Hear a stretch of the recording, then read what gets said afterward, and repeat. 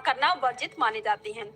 जब सूतक काल समय शुरू होता है तो उस समय मंदिरों के कपाट बंद कर दिए जाते हैं। पूजा पाठ करना भी वंचित माना जाता है। साथ ही सूतक काल शुरू होते ही घर में भोजन पकाना और भोजन को ग्रहण करने के लिए मना किया जाता है। हालांकि अगर आप सूतक काल शुरू होने से पहले खाने पीने की वस्तुओं में तुलसी का पत्ता डाल देते हैं तो आप सूतक काल के दौरान और ग्रहण के दौरान उन खाने पीने की चीजों को इस्तेमाल कर सकते हैं। सूतक काल और ग्रहण के दौरान शुभ कार्य करने की मनाही होती है, जैसे जो जमीन की रजिस्ट्री होती है उसकी रजिस्ट्री करवाना।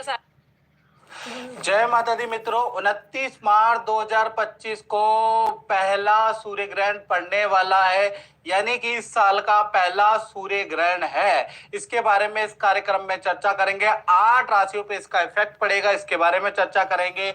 और चैत्र मास शनिचर हेलो टिकटॉक यूट्यूब फ्रेंड, कैसा है? सब ठीक है?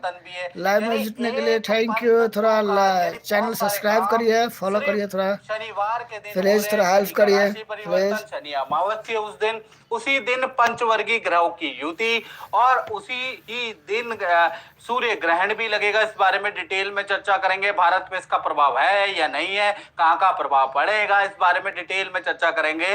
पहले तो ये सूर्य ग्रहण की टाइमिंग के बारे में चर्चा कर लेते हैं। तो भारतीय समय के अनुसार ये सूर्य ग्रहण दोपहर में 2:20 से लेकर शाम को 6:13 तक रहेगा। और जानकारी के लिए मैं आपको बता दूं, भारत पे ये सूर्य ग्रहण दिखाई नहीं देगा, तो भारत पे सूतक का कोई भी प्रभाव नहीं है। तो गर्भवती स्त्रियां बड़े फोन करती हैं हमारे संस्थान में, तो उनको टेंशन लेने की जरूरत नहीं है। ज्योतिषीय इफेक्ट पड़ेगा जब भी सूर्य ग्रहण पड़ता है, चंद्र ग्रहण पड़ता है, उसका 15 दिन तक ज्योतिषीय इफेक्ट पड़ेगा। उसके बारे में भी चर्चा करेंगे। हालांकि इसका सूतक का कोई भी प्रभाव नहीं है, तो आपको टेंशन लेने की जरूरत नहीं यदि आप भारत में रहते हैं, यानी कि इसका सूतक मान्य नहीं है। ये जो सूर्य ग्रहण है प्राय अमेरिका, यूरोप, कनाडा, एशिया में ये दिखने वाला है। यानी कि यहाँ पर जो लोग रहते हैं 12 घंटे पहले उनका सूतक प्रारंभ हो जाएगा। सूतक काल के दौरान आपको खाना, अगर भोजन बनाना है तो पहले आपको भोजन बनाना पड़ेगा, यदि आप कनाडा, अमेरिका, एशिया या फिर आप यूरोप में रहते हैं। या फिर अगर आप रोगी हैं तो आपको शास्त्र अनुमति देता है, आप अपने दवाई के लिए फलाहार ले सकते हैं, उस पे ग्रहण का दोष नहीं पड़ता।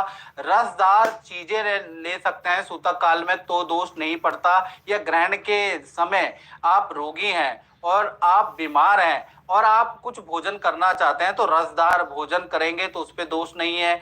या फिर आप दूध युक्त यानी कि दूध से संबंधित जो वस्तुएं वो खाएंगे तो उस पे दोष नहीं होता। दही खाएंगे तो उस पे दोष नहीं होता, तो आप ये चीजें खा सकते हैं। तो ये जो ग्रहण है, जैसा मैंने बताया, राशि परिवर्तन भी रात को 8:30 बजे के बाद हो रहे हैं। शनि भी 30 साल बाद मीन राशि में प्रवेश कर रहे हैं और मीन राशि के अंदर ही पंचवर्गीय ग्रह की युति बन रही है। और बाद में रात के 8 बजे के बाद 6 ग्रहों की युति बन जाएगी, यानी सूर्य, राहु, शुक्र, बुध और चंद्रमा। ऑलरेडी ये 5 ग्रह की युति बन रही है और रात को 8 बजे के बाद 6 ग्रह एक साथ कॉम्बिनेशन में आ जाएंगे।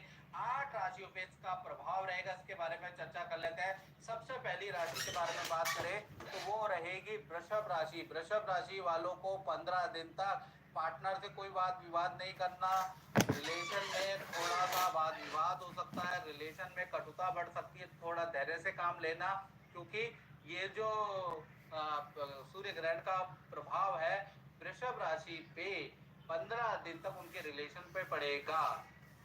अगली राशि है मिथुन राशि। तो मिथुन राशि का खर्चा बढ़ाने वाला ये ग्रहण रहेगा। कभी इलेक्ट्रॉनिक आइटम पे आपका खर्चा होगा, कभी बिजली पे खर्चा, कभी वाहन पे खर्चा, कभी बच्चों पे खर्चा, कभी माता पिता पे, कभी परिवार पे खर्चा। खर्चा बढ़ाने वाला 15 दिन रहेगा। कभी मशीनरी आपकी खराब हो जाएगी, उस पर खर्चा रहेगा। जिस चीज में आप काम करते उस पर खर्चा होगा। तो ये जो 15 दिन है मिथुन राशि वाले खर्चे से थोड़ा परेशान रहने वाले हैं। और अगली राशि के बारे में बात करें वो है कर्क राशि। तो कर्क राशि वालों के लिए थोड़ा ये ग्रहण परेशानीदायक है। हालांकि रात को 8:30 बजे के बाद जब शनि मीन राशि में गोचर करेंगे तो कर्क राशि पे से धैया या छूट जाएगी।